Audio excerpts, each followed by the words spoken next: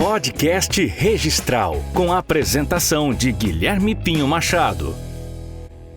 Alô, colegas registradores, notários, advogados, todos aqueles que se interessam pela área registral. Esse é o terceiro episódio do nosso Podcast Registral. Podcast Registral, que é um oferecimento do nosso Colégio Registral, uma entidade que atua há mais de 40 anos no interesse dos registradores gaúchos. E hoje nós temos um programa muito especial. Hoje nós vamos falar de um assunto que é extremamente importante, que é a relação entre a corregedoria e os cartórios. E é por isso que nós estamos aqui hoje com o doutor Felipe Sol dos Santos Lumertz, o juiz corregedor do Tribunal de Justiça do Estado do Rio Grande do Sul. Obrigado, doutor, pela presença. Obrigado Para mim é uma honra estar nesse programa falando com vocês. Eu não sei nem para onde é que eu olho, na verdade, são tantas câmeras no estúdio tão bonito, então para mim está sendo uma novidade, mas eu espero que o episódio seja bacana, que a gente traga alguma novidade pessoal e que eu puder ajudar, eu estou sempre à disposição. Com certeza, porque a ideia é a gente ter um bate-papo bem informal, apesar, né, da importância aí dessa relação que nós vamos conversar. Mas para começar do início, né, se chega hoje, né, uma atividade tão importante, né, que é uma atividade administrativa, né, mas você teve um caminho para chegar a essa atividade que a gente sabe começa no concurso público, né? Como é que foi esse caminho na jurisdição aí até chegar hoje na corregedoria como juiz corregedor? Bom, então assim, é até importante, né, no momento da biografia a gente falar um pouco de nós, até porque eu acho que a nossa história ela define muito de como nós somos, né? Mas tentando contar um pouco, eu era um estudante de direito da URGS, né? E eu tive que trabalhar desde cedo porque, como todas as famílias em que há um processo de divórcio, há um empobrecimento familiar natural e eu tinha que auxiliar a minha mãe, eu morava com a minha mãe, e eu trabalhava no escritório de advocacia. Né? Então, eu trabalhava num grande escritório de advocacia aqui da cidade de Porto Alegre, e eu gostava, eu até achava bem legal, assim, a função, porque era um início desse processo da construção de grandes firmas de advocacia. Né, isso a gente está falando de bastante tempo, né? Eu vou tentar poupar a minha idade, mas eu tenho 41 anos, e isso eu estou falando de 2001, né? Então, eu estava bem inclinado a seguir a advocacia, até que naquelas cadeiras de estágio da faculdade, eu fui a uma audiência que foi presidida pelo então juiz, hoje desembargador, Antônio Vinícius Amaro da Silveira. Sim. E ele proferiu uma sentença numa ação de usucapião. E eu recordo da emoção que a parte ficou assim, e ela chegou a chorar por ter reconhecido o direito à aquisição da propriedade imobiliária. E eu olhei aquilo e disse, olha, eu quero fazer isso, eu quero ajudar as pessoas, né? E eu cheguei no escritório, assim, com aquela euforia do estudante de direito, assim, e disse, olha, eu vou sair o mês que vem. Eu quero ser juiz. Eu decidi que eu vou ser juiz. Isso eu estava no 4º ano da faculdade já.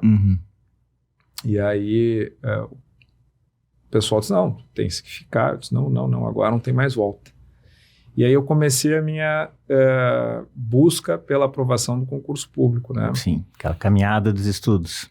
E eu tive uma sorte, porque eu sempre digo isso, né? A nossa vida, ela é feita assim de planejamentos, de escolhas, mas existe um fator aleatório que é incontrolável, né? Que é a sorte ou o azar. E eu digo que eu sou uma pessoa de sorte em alguns pontos e azar em vários outros. Até eu brinco muito que eu sou azarado, mas assim, eu tive sorte nas horas certas, né?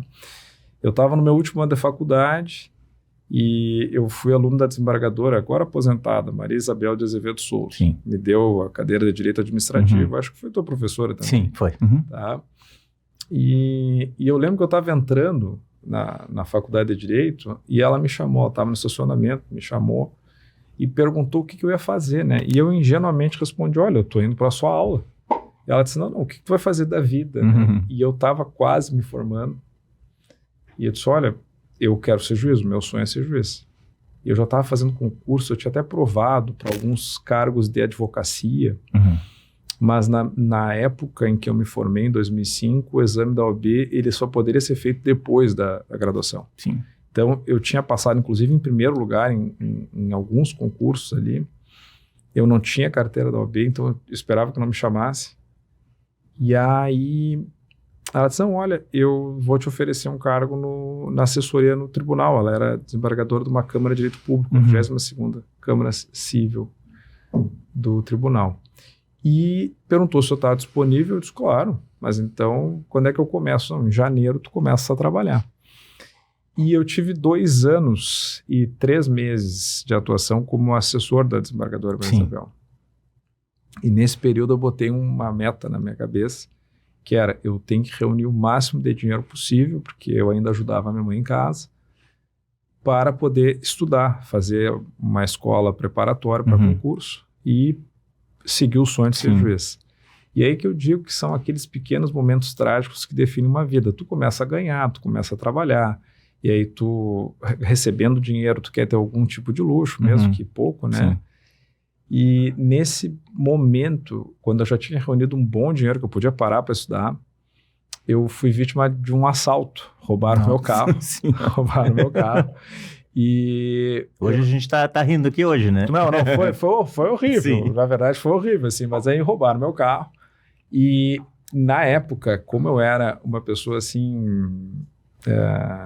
sem muito recurso, e o dinheiro que eu tinha era muito contado para essa meta de preparação para o concurso, eu não pagava o seguro do carro. Eu não tinha seguro. Então eu perdi o carro e eu tinha a opção, ou eu vou comprar um carro, ou eu vou estudar e vou seguir o meu objetivo. E eu vou te dizer que comprar o carro me atormentou por um bom tempo, Sim. mas eu pensava assim, se eu comprar agora, eu não vou parar para estudar. E depois de uns 2, 3 dias pensando na situação, eu decidi agora que eu vou parar. E parei e fui fazer a escola da magistratura. Sim. Quando eu concluí... Da Júris. Isso. Quando eu concluí esses 8 meses de preparação, saiu o edital do meu concurso. E o meu concurso foi um dos mais rápidos da história do tribunal. Sim. Ele começou em fevereiro e dezembro eu já estava aprovado como juiz. Foi muito rápido, assim. Sim. Claro que nesse meio tempo várias situações aconteceram. Sim. Acabou o dinheiro, tive que pegar empréstimo, aquelas coisas assim, características do estudante. Eu tive que advogar porque precisava de atividade jurídica e eu também precisava de dinheiro. E na advocacia ali eu tomei aqueles famosos... assim, calotes no pagamento. Tu trabalha e não recebe, porque quando tu ganha é porque a pessoa tinha direito, se tu perde é porque tu não trabalhou bem. Sim. E quando eu finalmente tomei posse, isso foi em 2010, eu tive uma carreira, assim, que eu diria, bem movimentada. Eu comecei na comarca de Guaporé, foi a minha primeira comarca. Sim. Eu passei de Guaporé, depois fiquei 3 anos em Rosário do Sul, lá na fronteira oeste. De Rosário do Sul me removi a Nova Prata, onde fiquei 1 ano e 3 meses. Quando me promovi a Rio Pardo, em Rio Pardo eu fiquei em torno de 3 anos e meio, eu me removi a Sapiranga, de Sapiranga eu fiquei mais 3 anos e meio e me promovi a Porto Alegre. Sim. E quando eu me promovi a Porto Alegre, eu me promovi no cargo de juiz substituto em Porto Alegre. Esse cargo, tu não tens uma lotação definida, né? Tu ficas à disposição da administração. E aí, já em trânsito final, eu, quando soube da votação, eu estava, inclusive, jogando tênis, que é uma das paixões da minha vida, né? Quando toco o telefone, e é um grande colega meu, é um magistrado singular, assim, se um dia tu quiseres chamá-lo para cá, ele não tem ligação com a atividade notarial registral, mas ele é uma mente brilhante. O nome dele é André Dalsoglio Coelho. Sim. O André, então, me liga e diz assim, Felipe, eu preciso que tu venhas da corregedoria. E... quando tu é chamado na corregedoria, a primeira coisa que tu fica preocupado, claro, né? O que eu fiz? Exatamente, é o que a gente vai pensar sempre. Qual foi a merda que eu fiz dessa vez, né? Tu já chega nervoso, assim. E eu fui e disse, olha, nós temos um convite para te fazer, tu queres trabalhar conosco? E eu me surpreendi, Sim, assim, né? sim. Porque... E era o desembargador Conte? Era o desembargador E Conte. tinhas relação com ele? Não? Nenhuma. Pois é. Nenhuma. Uhum. Nenhuma. Não, assim, eu conheci o desembargador porque Claro, ele claro. é uma personalidade Sim. admirada, né, na justiça. Muito. Mas eu não tinha relação próxima. Ele conhecia o meu irmão. Meu irmão é promotor de justiça. Uhum. E foi estagiário do desembargador Conte. Mas, assim, há muito tempo atrás, e não tinha uma relação próxima. Então, quando me chamaram, me surpreendeu. E aí vem aquela história que eu disse das circunstâncias, as escolhas. A minha primeira resposta foi não. É mesmo? Não, é sério. A minha primeira resposta foi não, porque eu não me sentia apto. Sim, na época. Assim, imagina. Né? Eu pensei que era um cargo como de muita responsabilidade. Sim. E achei que eu não tinha condições de estar ali naquele momento. E passou, eu disse não, né? E fui para casa. E aí, quando chegas em casa, tu para pensar, mas eu achei que eu tinha feito merda para ser chamado e agora eu fiz a merda ao responder não, né? Porque não se responde não para uma situação dessa. Pois é. E aí me ligaram de novo, não, tu voltas aqui. Aí lá fui eu de novo, né? E aí me disseram, mas por que tu disse não? E aí eu fui raciocinar assim, eu disse, olha, não me sinto apto para estar aqui com vocês. E eu fui convencido, então, pela juíza coordenadora, a doutora Cristiane Hoppe, na época, né, ela era a coordenadora, e ela disse, não, entra e faz o teu melhor, eu tenho certeza que vai dar certo. E aí eu comecei, mas eu não comecei na matéria notarial registral de cara, né? Sim. Eu fui atuar em região, eu fui atuar em algumas matérias, entre elas Núcleos de Justiça 4.0, e quem eram os juízes corregedores da época, na matéria notarial registral, eram o Dr. Maurício Ramírez e a doutora Michele Becker. Sim. E aí a gente volta sempre na mesma linha, de que às vezes são circunstâncias e elas acontecem e a gente não sabe bem por quê. Né? O Dr. Maurício saiu da corregedoria e a doutora Michele teve um acidente pessoal, não ela, mas o marido dela, e ela teve que cuidar do marido. E a matéria ficou sem ninguém. Sim. E naquele momento eu lembro que nós fizemos uma reunião entre os juízes corregedores e o único que tinha experiência de ter atuado em todas essas comarcas por onde eu listei como juiz diretor do foro e como juiz diretor do foro com a competência correcional local e também jurisdicional para o julgamento das dúvidas e retificações, tinha sido eu. E aí eu disse, olha, se não tem ninguém, eu me habilito, porque eu gosto da matéria, eu tenho predileção pela área civil e eu estou à disposição. E nesse momento, eu fui designado para atuar provisoriamente, porque havia necessidade de um segundo juiz corregedor e eu tinha outras matérias juntas. Mas acabou que eu fiquei. E tô aí já há 1 ano e meio respondendo com vocês. Tão apto era que depois encerrou, né, a gestão do desembargador Conte, entrou o desembargador Fabiani, né? Ele convidou para continuar, né? Então. Que é a gestão atual, né, da corregedoria. Então, o que aconteceu? Eu não tinha esse vínculo com o desembargador Conte antes, né?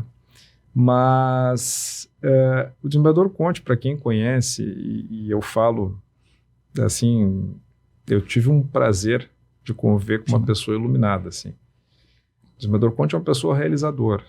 Ele quer concretizar projetos, ele quer realizar, ele não para, tem uma energia assim que a gente se surpreendia, né? Como é que ele não cansava, né?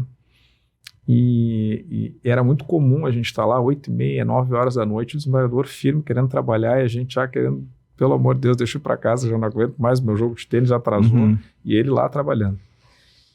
E eu tive nesse convívio o desenvolvimento de um afeto assim que ele tem uma figura paternal forte, assim, né? E ele desenvolveu um vínculo comigo assim de pai para filho, sabe? Então, quando ele saiu, eu fiquei órfão do pai, sim. né? E aí a desembargadora Fabiane entrou e pediu que todos nós continuássemos as funções que estávamos fazendo. E aí eu, que sou realmente órfão de mãe, que a minha mãe faleceu em 2021 por causa da Covid, eu acabei ficando porque ela também tem esse traço de carinho maternal, assim, e eu estou tendo a honra de trabalhar para ela também. Que bom, né? Então, assim,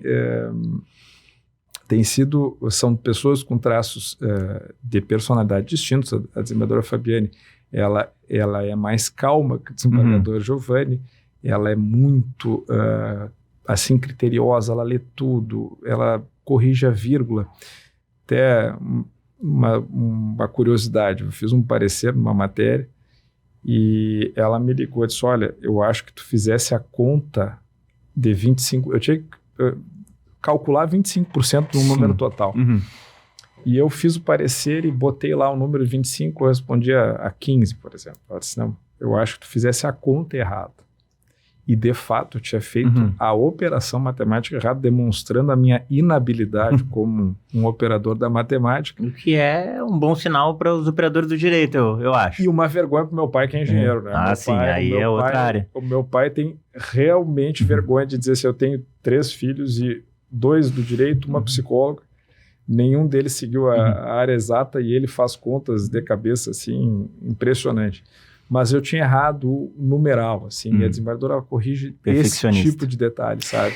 E as pessoas têm curiosidade e às vezes não imaginam o tamanho disso, né? O tamanho dessa estrutura da corregedoria, porque nós temos, além da nossa, claro, né, do nosso interesse, a área extrajudicial, né, dos cartórios e tantos registradores e notários e tantas serventias, mas nós temos a área judicial também, né? Que é o foco, né, do Tribunal de Justiça, a atividade dos juízes, das varas, enfim.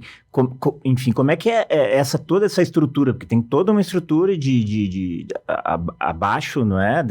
Formando a base, né, onde trabalha a nossa corregedora, tem os juízes, tem mais toda uma equipe de servidores e alguns trabalham na judicial, na extrajudicial. Como é que funciona isso, doutor Felipe? Então, falando para um juiz, né, porque você sabe que o doutor Guilherme é um colega meu de profissão que escolheu o caminho certo na vida e virou registrador, né? Mas, assim, eu posso tentar resumir a corregedoria da seguinte forma, tá? Nós temos 15 juízes corregedores que trabalham diretamente para a Corregedora Geral. A Corregedora Geral tem assessores, tá, que atuam justamente no assessoramento direto, na elaboração de minutas de decisão dos pareceres que os juízes corregedores elaboram, tá? Nós temos sim uma divisão de equipes de assessoria judicial, que é assessoria de gestão e correição judicial, e assessoria de correição extrajudicial, que vai cuidar justamente da atividade de fiscalização, de normatização e também do concurso público, né? Porque nós temos essa incumbência ali no âmbito da parte extrajudicial.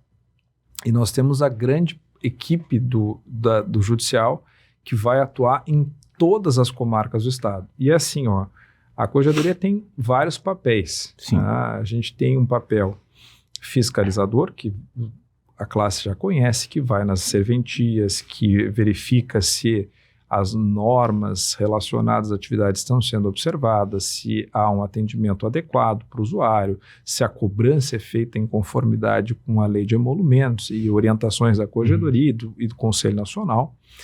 E nós temos o mesmo trabalho para o judicial, em que vai ter tanto a inspeção das unidades, que hoje nós temos, isso também é importante te dizer, houve uma transformação muito grande no sistema de organização judiciária. Como nós conhecíamos cada comarca com suas varas, as suas varas com os seus cartórios tinham os seus respectivos gabinetes. Então, nós tínhamos aquela dimensão muito localizada da organização judiciária. Hoje nós temos, isso foi implementado pelo desembargador Conte, uma grande central de cumprimento, tá? Que se chama Multicom, tá? Em que a gente poderia dizer que é um grande cartório em nível estadual. Tá? Então, esse grande cartório, ele vai fazer a tarefa de cumprimento das decisões dos juízes, tá? E ele atua de forma remota, porque ele pega processos de todas as unidades. E qual é a ideia? Né? A ideia foi justamente de equilibrar a força de trabalho. Porque, veja bem, em Porto Alegre tu tens um número X de servidores e muito interesse, porque é a capital do estado. Sim. Não necessariamente numa cidade mais distante, eu dou exemplo, pegando o extremo sul, como Santa Vitória do Palmar, ou indo para São Borja, ou cidades menores, tá? Tu vais ter o mesmo interesse de servidores querendo se lotar nessas unidades. Então, para que os processos daquelas unidades não fiquem paralisados, por exemplo, por 5 anos, para dar o exemplo que a gente falou antes, tá? O que se faz? Se coloca todos numa fila de cumprimento por ordem cronológica, por relevância de matéria também, porque tem as exceções à ordem cronológica, e essa grande unidade remota, ela vai cumprindo de forma uniforme para todos todas as unidades judiciais, tá? E dentro das suas unidades, nós temos as pessoas que trabalham diretamente com os processos, que não tem mais uma divisão estanque entre cartório e gabinete. Todo mundo está minutando, todo mundo está trabalhando. E isso precisa ser fiscalizado. Então, uma equipe faz todo esse trabalho. Os juízes corregedores têm regiões onde atuam. O estado é dividido em 10 regiões. Porque não tem os juízes fazendo aquela fiscalização da sua vara, né? Exato. Então tem que ter alguém que... Exato, perfeito. Que oriente isso, né? Então existe esse trabalho no judicial. E além disso, dentro dessa função de organização judiciária, orientação administrativa, a Corregedoria desenvolve projetos para melhor qualidade do serviço judiciário.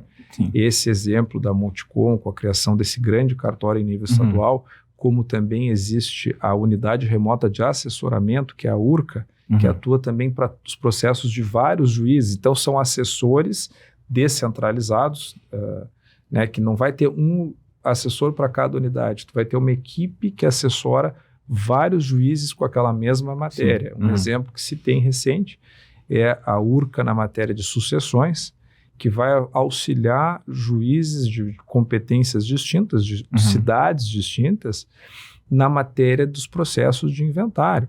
Né? Então, assim, a gente tem essa necessidade de, além de ter uma tarefa administrativa mesmo, como regrar férias, regrar folgas, substituições, afastamentos por doença, enfim, tá? A tarefa de verificação do cumprimento de metas do CNJ, a tarefa de regrar a organização judiciária, isso tudo faz parte do contexto da Corregedoria para um estado imenso, como é o Rio Grande do Sul, onde tramitam mais de 4 milhões de processos, em torno de 4 milhões e 500 mil processos, tá? E isso tudo faz parte do nosso trabalho. E eu atuava nisso. Logo que eu entrei, a minha tarefa era judicial. Quando eu migrei para a parte extra, eu não perdi o contato com o judicial. Eu tenho matérias, ainda tenho matérias do judicial, tá? E dentro disso, eu tenho que acumular essa tarefa da Corregedoria na parte extrajudicial, que abrange provimentos, abrange a fiscalização das serventias, abrange o concurso público, e a gente tem que entregar todo esse trabalho para o estado todo, dessas mais de 1.600 unidades judiciais e extrajudiciais, para uma única pessoa, que é a Corregedora Geral. Então eu vou te dizer assim, ó, o trabalho na Corregedoria, ele é um trabalho exaustivo e que demanda muita dedicação. Eu vejo, não sei se o senhor concorda comigo, assim, eu tenho alguma experiência, né, com Corregedoria de 25 anos no judiciário e agora 5, né, completados ontem, inclusive, no extrajudicial.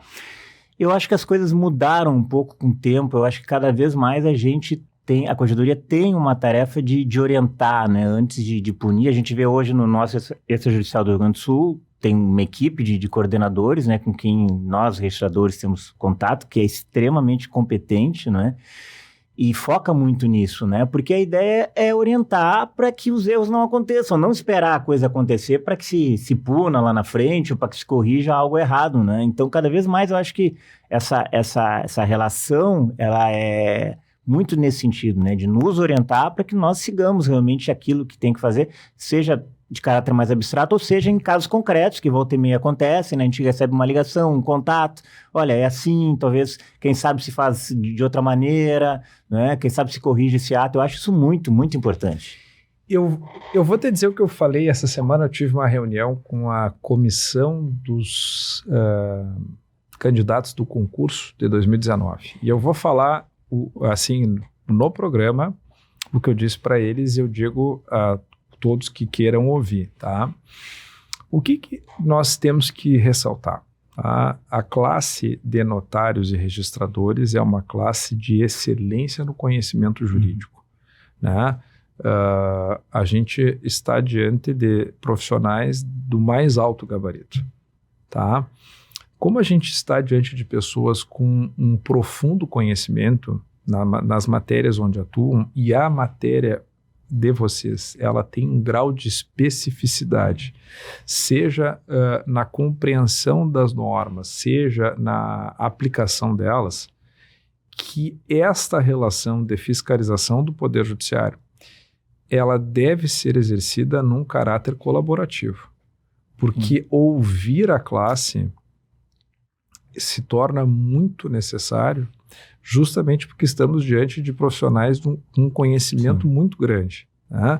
Então, assim, as 3 funções da Corregedoria na matéria extrajudicial, a orientação, a fiscalização e o concurso público, elas são sempre aplicadas com um caráter de respeito e colaboração. Sim, sem dúvida. Por quê? Porque antes de instaurar um processo administrativo disciplinar, e quem está na atividade já pôde perceber, nós sabemos que, por lei, a competência para instaurar um processo administrativo disciplinar é do juiz diretor do foro. Sim. Mas, normalmente, o que acontece? A reclamação é feita via ouvidoria, Sim. vem para a corregedoria, e nós adotamos uma espécie de filtro. Sim. Ouvindo o delegatário, olha, o que aconteceu aqui? Exatamente. Porque daqui a pouco não é nem o caso de remeter para a direção do foro, para que daí se tome alguma providência, ou se investigue.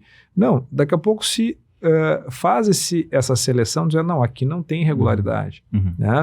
Muitas vezes quem está reclamando é leigo, né, e desconhece. Justo. Então a gente tem essa preocupação e essa deferência de tratar uma classe tão qualificada com o máximo de respeito, e antes de ter esse viés punitivo, justamente reservar isso para os casos em que, infelizmente, acontece. Que acontece em qualquer classe, né, de atividade, e com muitas pessoas vai acontecer, inevitavelmente, uma situação ou outra.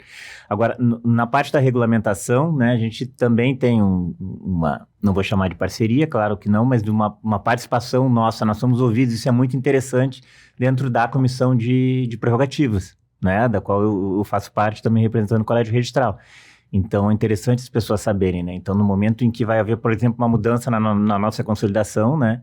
Essa mudança também é apresentada para que a gente opine, claro, né? Para que os oficiais, registradores, notários opinem, para que a Corregedoria tenha uma opinião de quem trabalha ali no dia a dia para decidir, para expedir de forma definitiva essa regulamentação, né? Assim funciona, né? Essa comissão, na verdade, foi criada... parece que o cara tá fazendo uma autopropaganda. Não, né? Mas assim, a gente sabe.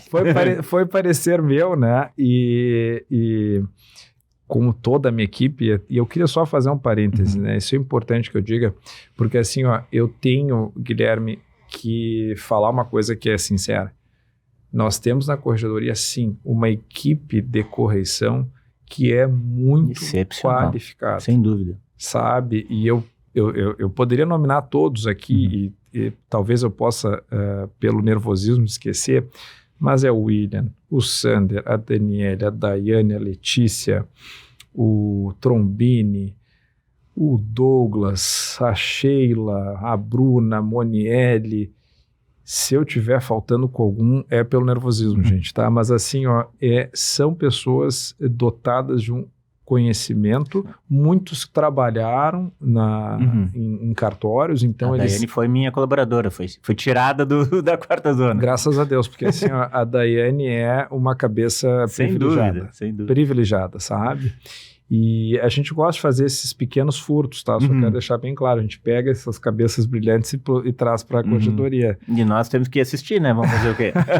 A gente fica feliz do reconhecimento porque a gente sabe também o quanto os colaboradores são competentes e quanto a gente torce também para que eles cada vez mais se desenvolvam nessa área, né? Mas esse grupo, né, esses coordenadores são as pessoas que, na verdade, têm o maior contato conosco, né? Justo. Não são os juízes, não é a desembargadora que tem tantas funções, mas são essas pessoas que estão em contato com... Ontem eu estava no telefone com um deles, conversando sobre uma determinada situação, né? Então, nos auxiliam muito, isso é muito importante. E essa comissão, então, ela foi criada justamente por um parecer que eu fiz, com o auxílio de toda a minha equipe, e foi aprovada pelo desembargador Conte. E qual é que foi a ideia? A ideia foi justamente normatizar uma tarefa colaborativa na edição de regulamentos. Por quê? E um exemplo concreto, só para a gente trazer para o pessoal ter alguma ideia, tá?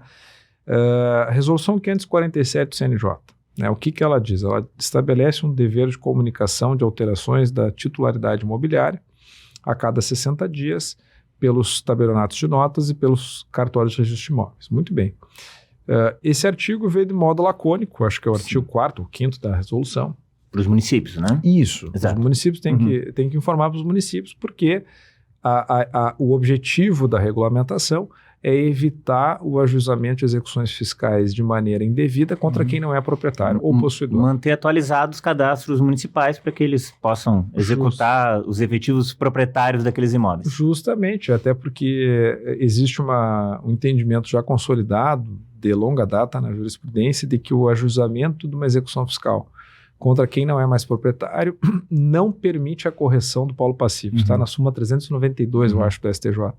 Então, assim, é comum ajuizar uma execução fiscal contra uma pessoa morta há 30, 40 anos, porque não foi alterado o cadastro. Além de onerar o judiciário com mais um processo que não vai chegar a lugar nenhum, né? Exatamente. Então, assim, veio esse regulamento e veio o questionamento.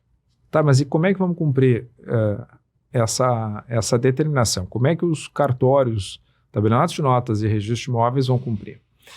E nós instauramos um expediente porque veio um pedido de procuradorias municipais para que a gente informasse a forma de cumprimento. E nós ouvimos a comissão. E o doutor Guilherme sabe bem que nós temos integrante dessa comissão o doutor João Pedro Lamana Paiva, Sim. que é uma figura maravilhosa. É um grande jogador de tênis, além de uma cabeça brilhante, é um grande jogador de tênis, joga comigo com frequência e me dá um trabalho enorme na quadra, essa é a grande verdade. Imagino porque ele é competente, deve ser competente em tudo, inclusive no tênis. Em tudo, e vou dizer para vocês que eu já estive perdendo um set de 4-1 para ele, e aí eu tive que suar assim de uma maneira que eu não sei nem como é que consegui virar o jogo, mas consegui. Mas assim, o doutor João Pedro veio me pedir uma reunião, e eu fui aqui no cartório do registro de imóveis da primeira zona. E ele disse, olha, eu recebi a proposta de regulamentação, a gente fez uma sugestão de como esse dever deveria ser cumprido pelos registradores de imóveis e pelos tabeliães de notas. Eu tenho uma proposta melhor. Eu estou agora trabalhando no Operador Nacional do Registro de Imóveis, tá? E eu acho que nós temos que fazer isso de uma maneira nacional, com informações precisas, com georreferenciamento, que tem como fazer, e parará. Eu disse, olha, João Pedro, se o senhor me conseguir isso, me facilita a vida. Claro. Né?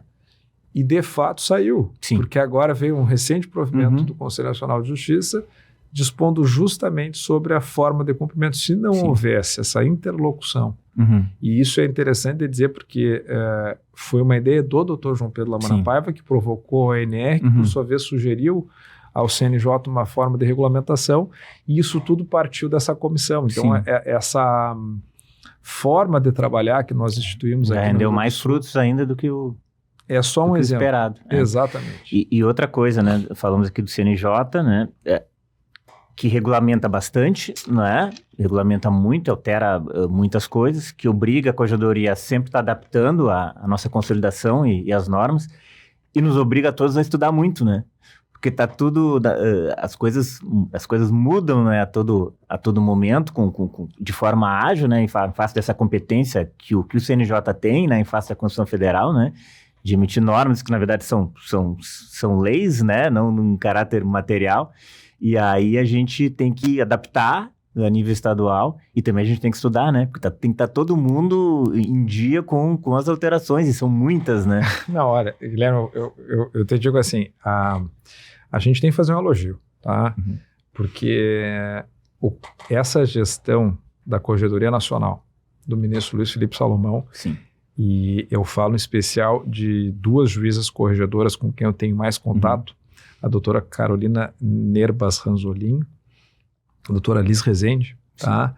Eles fizeram um trabalho, assim, que é de impactar. Sim. E antes trabalhava com ele a doutora Daniela, que agora é conselheira. Isso. Daniela Madeira. Isso, juíza federal. E foi uma proliferação de normas e de regulamentos distintos, e todos eles com um grau de complexidade enorme, que tem até uma história peculiar, assim, aqui da Corregedoria de Justiça Gaúcha, e envolve até a Rita, né? A doutora Rita sabe disso. A gente foi convidado ano passado para trabalhar na regulamentação da adjudicação compulsória extrajudicial, né? Porque veio introduzida pela Lei 14.382, só que faltavam regramentos de procedimento, porque a lei ela também foi lacônica, né?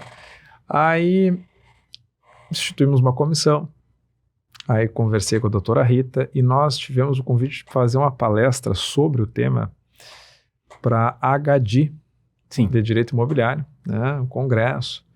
E aí eu propus para o desembargador Giovanni, olha, eu acho que é uma boa hora, já que o CNJ não está fazendo a regulamentação, da gente fazer um regramento nosso e chegar no evento já com o regramento publicado e ser uma novidade. Porque tinha só a lei, né, que permitiu a alienação fiduciária no extrajudicial, mas não tinha a disciplina de como esse procedimento iria correr do início ao fim, né? Era essa a situação. Não tinha a adjudicação compulsória extra, ela estava prevista abstratamente, não tinha como saber, o pessoal não sabia como fazer. Procedimento, como é que ia ser a cobrança de emolumentos e tal. Nem como é que começava, se era com a ata, se a ata era no final, se era um requerimento, exatamente. Nada. Aí, assim, sentamos, fizemos uma comissão, trabalhamos no provimento e, faltando uma semana, veio a notícia, olha, o Conselho Nacional de Justiça está por editar um regulamento.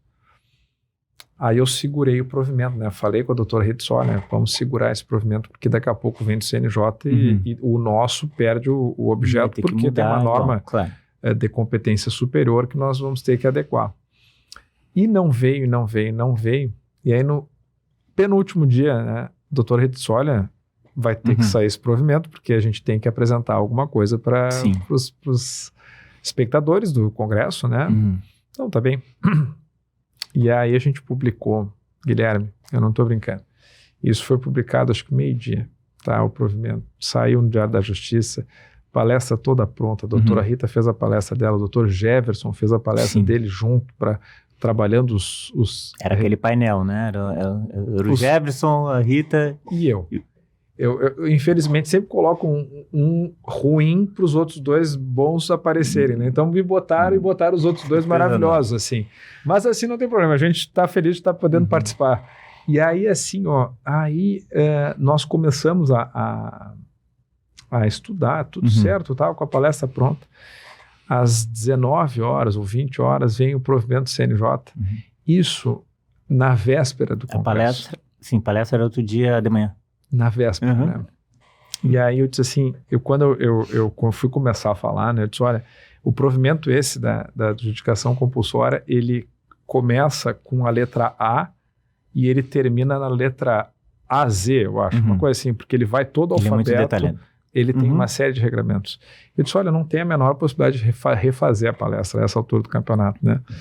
E aí eu disse, bom, eu vou chegar lá e pelo menos eu vou contar a história essa, como é que foi, e terminei dizendo, olha, foi um amor que não durou nem uma noite, né? Foram só algumas horas, mas assim, o CNJ realmente teve uma atuação muito destacada, com muitos provimentos, com muitos regramentos, e a gente, na corregedoria, a gente tem que fazer esse exercício de conformidade, que é tanto a adaptação das nossas normativas com o que foi disposto pelo Conselho Nacional de Justiça, e nesse caso a gente teve que revogar quase todo o nosso provimento, porque ele se tornou incompatível, no caso da adjudicação compulsória.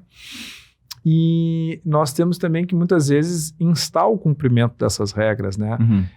Porque o Conselho Nacional, ele também tem esse poder de fiscalização. Sim. E fiscaliza a nossa atuação enquanto corregedoria. Então, essa semana mesmo eu fiz um despacho porque os dados de alimentação do registro civil estavam desatualizados com relação à digitalização do acervo, né? O acervo pretérito.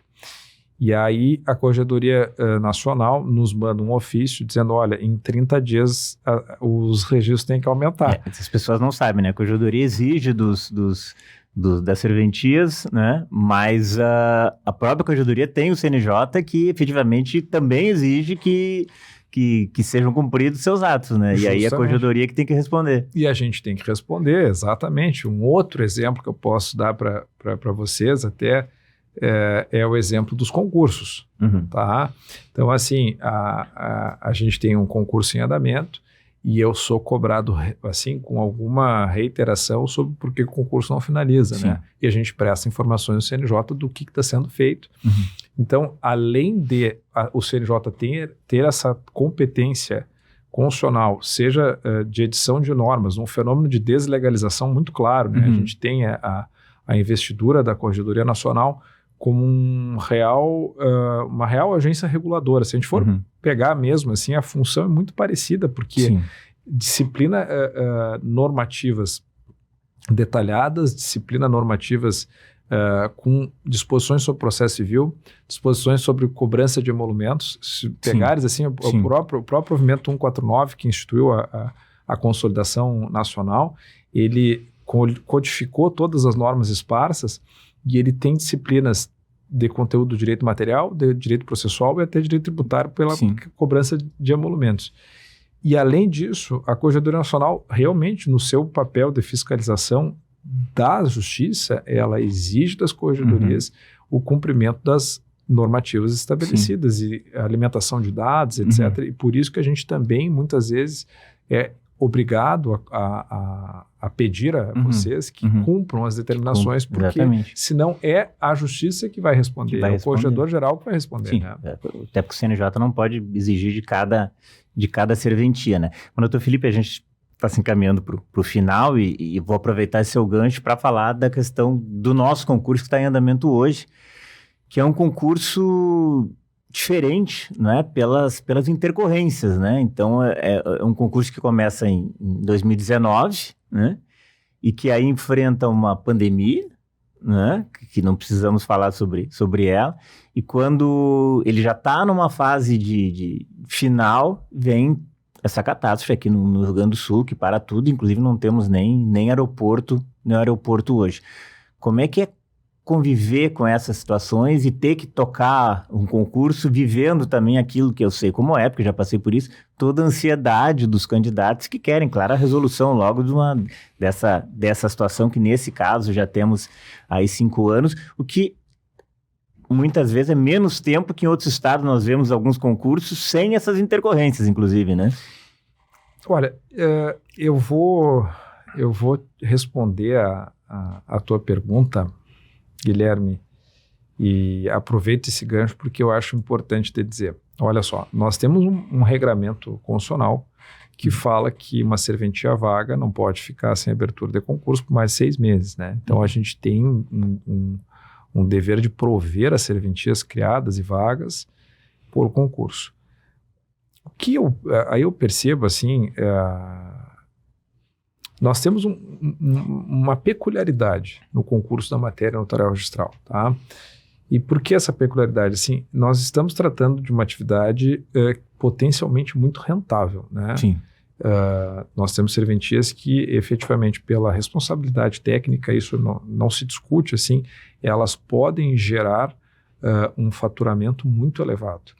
E isso faz com que haja um intenso grau de competição e uma litigiosidade, tanto administrativa quanto judicial, que eu fico realmente impactado. Eu sou um juiz de 14 anos de profissão, eu dou aula em cursos preparatórios para a magistratura, tá? Eu nunca vi nada parecido com o que acontece nos concursos da área extrajudicial. E eu sempre brinco assim, né? Quando eu entro na corregedoria e alguém vem correndo para mim, eu já penso, qual é a decisão judicial que mandou voltar atrás o concurso, que mudou a classificação de alguém, que surgiu algum problema, porque assim, é realmente impactante. A gente tem uma equipe específica tratando disso, e eu assumi a matéria extrajudicial, como eu disse, em abril de 23, tá? E o desembargador Giovanni chegou para mim e me disse, Felipe, tu tens uma incumbência especial.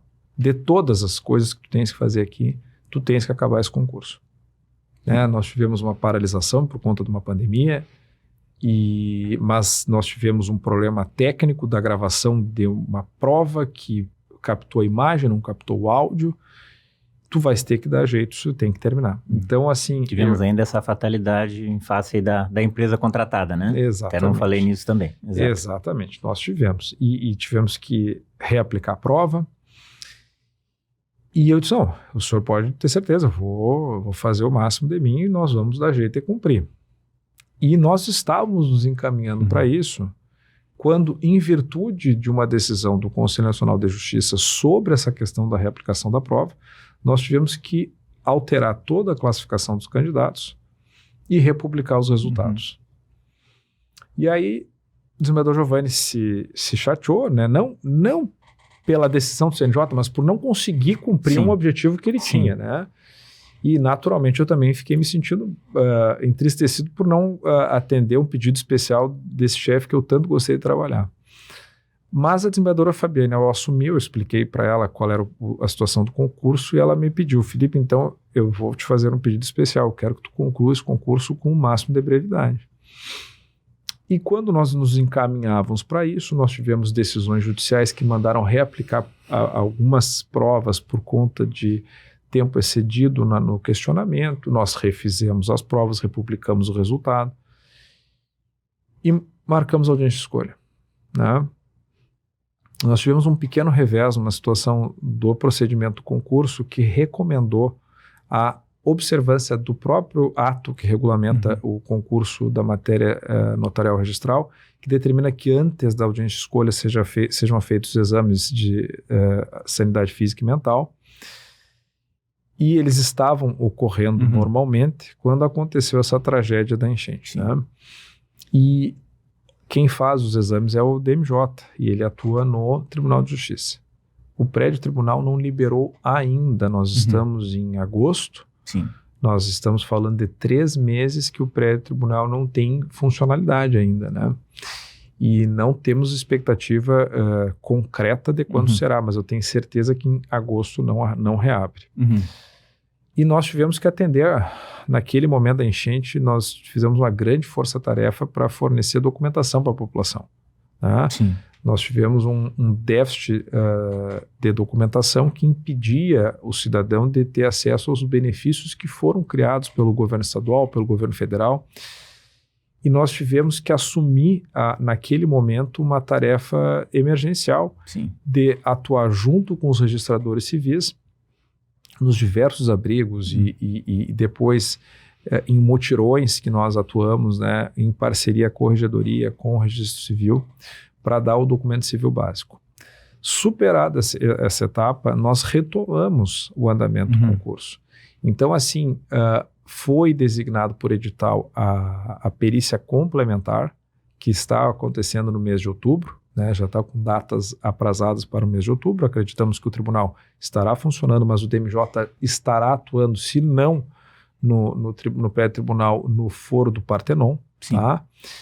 E uma vez concluído isso, e acreditamos que alguns incidentes relacionados ao concurso que ocorreram, inclusive com uma decisão judicial recente que mandou revalorar a nota de um candidato, tá? Mas nós acreditamos que até outubro, fim do mês de outubro, a revaloração dessa nota, a superação de alguns incidentes relacionados a situações específicas do concurso e os exames médicos concluídos permitirão com que a audiência de escolha seja finalmente designada provavelmente até o final do ano. Claro que isso passa por uma decisão da comissão de concurso. Sim. Nós não temos como ter certeza, até porque, como eu disse, a judicialização, a intervenção do CNJ ela é muito grande, Sim. tá? Mas a nossa intenção e o nosso compromisso é de finalizar esse certame, e eu digo, primeiro, por uma questão legal. Sim. Nós temos que concluir. E segundo, aí é uma questão, e eu digo isso por uma experiência pessoal, Guilherme. Como eu disse lá no início, quando eu parei para estudar, eu tinha juntado um dinheiro da época do concurso, fui advogar junto, tomei aqueles calotes naturais da advocacia que a gente trabalha e não recebe, e eu tive o que toda pessoa que está estudando para um concurso e que não tem, infelizmente, daqui a pouco, condições financeiras de uma família com mais dinheiro para sustentar, eu tive aquelas dificuldades de ter que pedir empréstimo, de ter que pagar a conta e não ter como pagar. E isso aconteceu comigo, né? Eu contei com a ajuda do meu irmão, do meu cunhado, enfim, são pessoas que eu amo, assim, até hoje por conta disso. Então, eu sei bem o que é a dificuldade de uma pessoa que está estudando em concurso. E eu digo para ti, assim, que também por isso, também pela experiência de ter passado por isso, que eu me coloco no lugar das pessoas que querem começar suas vidas, querem começar a trabalhar, querem começar a ganhar o seu dinheiro, querem botar os filhos nas escolas, saber onde vão morar, né? Então, assim, nós temos sim um dever legal, mas também uma posição empática, pelo menos desse juiz corregedor, e o compromisso de que esse concurso vai finalizar, assim, se Deus quiser, até o final do ano, a audiência de escolha sai, se não no mais tardar em final de janeiro, porque temos o recesso, mas nós iremos sim finalizar esse certame. Que coisa boa, uma ótima notícia para a gente encerrar essa conversa de hoje que foi tão boa. Doutor Felipe, em nome do Colégio Registral, nosso muito obrigado aí por termos conseguido aí ter tanta informação importante aí que com certeza todos vão gostar. Muito obrigado. Eu agradeço, eu peço desculpas se eu falei demais, se eu falo alguns palavrões também, pessoal, foi mas muito assim, enriquecedor para nós todos. Esse é um problema, né? Só para finalizar, minha mãe, ela era uma pessoa muito engraçada, e eu tenho 2 irmãos, né? E a minha mãe sempre me corrigia, assim, porque eu tenho esse mau hábito, daqui a pouco que eu falo demais, ou eu falo muito palavrão. E ela dizia assim, eu tenho 3 filhos iguais, eu dei a mesma educação, por que tu fala tanto palavrão? Eu disse, eu não sei, mãe. Mas eu tentei me controlar e tentei ser o máximo de educado. Então fica só o meu pedido de desculpa se em algum momento eu falei alguma bobagem. Foi muito bom, e pelo contrário. Muito obrigado. Obrigado, Vitor. Até mais. Muito obrigado a você que esteve nos acompanhando nesse 3º episódio do Podcast Registral. Convidamos que nos acompanhe no YouTube, que se inscreva no YouTube do Colégio Registral para nos acompanhar e também no Spotify. Muito obrigado. Podcast Registral, com a apresentação de Guilherme Pinho Machado.